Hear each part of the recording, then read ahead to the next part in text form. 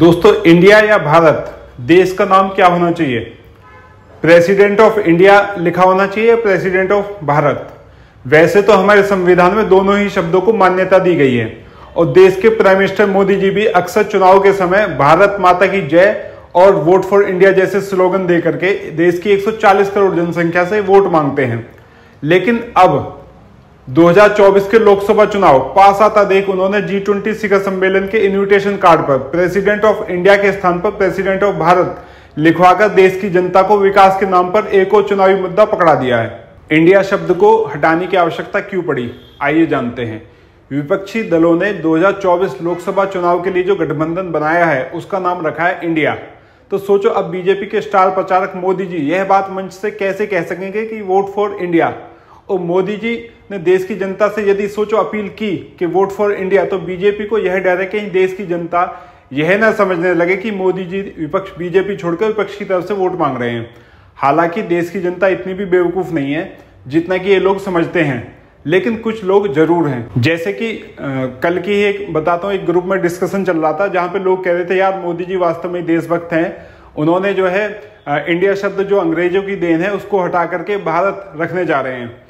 जबकि ये कौन लोग हैं दोस्तों? ये वो लोग हैं जो आईफोन चलाना पसंद करते हैं, मॉल्स में ब्रांडेड कपड़े पहनना पसंद करते हैं, गर्लफ्रेंड के साथ घूमना पसंद करते हैं, कुल मिलाकर फुली वेस्टर्न कल्चर को फॉलो करते हैं। यहाँ तक कि सोशल मीडिया पर पोस्ट और व्हाट्सएप पे चैटिंग भी इंग्लिश में करते हैं, लेकिन बात करते हैं भारतीय संस्कृति की। और जो व्यक्ति अध्यात्म की बात करता है, जो व्यक्ति साधु संतों की बात करता है, उसको ये लोग जो है अनपढ़ बताते हैं, गवार बताते हैं, देहाती बताते हैं। लेकिन जब बात देशभक्ति की आती है तो ये बात करते हैं हिंदी की, हिंदी भाषा की। लेकिन मैं आपकी जानकारी के लिए बता देना चाहता हूं कि दोस्तों, ये केवल चुनावी स्टंट होते हैं।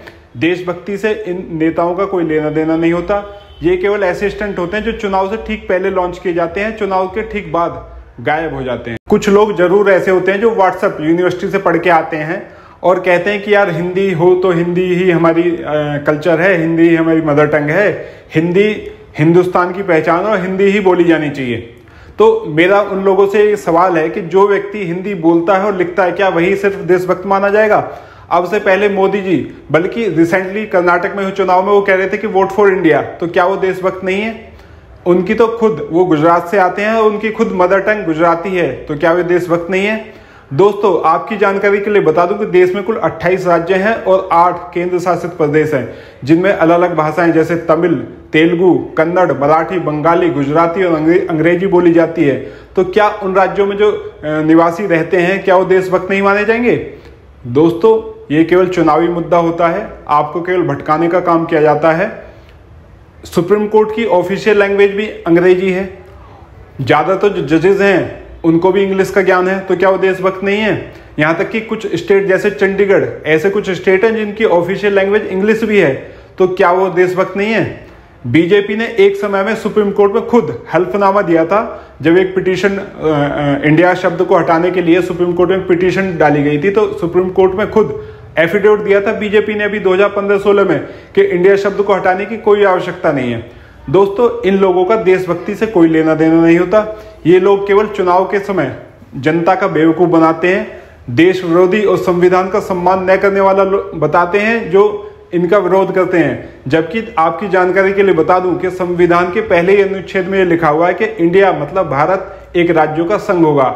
Article 1 of the Indian constitution says that India that is Bharat shall be A union of states. दोस्तों, राजनीतिक पार्टियों का मकसद केवल और केवल चुनाव जीतना होता है, फिर चाहे हिंदू मुस्लिम, भारत पाकिस्तान या फिर भारत और इंडिया को ही आपस में क्यों ना लड़वाना पड़े। उम्मीद करता हूं आपको मेरी बात अच्छी तरह समझ आई होगी। दोस्तों, मैं मोहित भाटी आने वाले समय में आपके लिए ऐसे ही फैक्ट्स वाली वीडियो लाता रहूंगा। अगर आपको मेरी वीडियोस पसंद आए तो मेरी वीडियोस को लाइक करें, शेयर करें और मेरे चैनल को सब्सक्राइब करें।